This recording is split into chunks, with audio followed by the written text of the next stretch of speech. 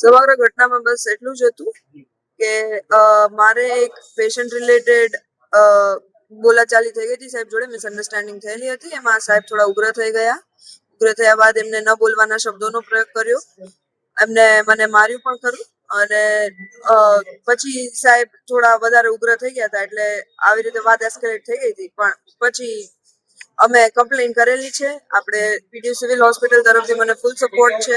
અને PDU civil hospital, અમારા seniors, અમારા સુપ્રિન્ટેન્ડન્ટ મેડમ, અમારા ડીન સર બધા અમારી સાથે છે. બધા અમને હેલ્પ કરે છે. હેલ્થ મિનિસ્ટ્રી તરફથી પણ અમને બહુ સારો સપોર્ટ મળ્યો છે. Thank you so much to all of them.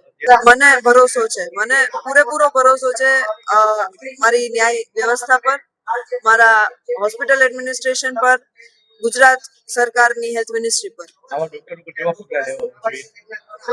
એ લોકો નક્કી કરે તો બેટર છે. મારું કામ છે દર્દીને સારવાર આપવાનું. કોઈના એ સાહેબ હવે દરેકનો માનવ સ્વભાવ છે, એમ આપણે કઈ કરી ના શકીએ, કહી ના શકીએ. બહુ બધા લોકોએ કરેલી છે કમ્પ્લેન, બરાબર, અને પગલા જેટલા લેવાઈ શકતા હતા એ બધા લેવાના પણ છે, બરાબર.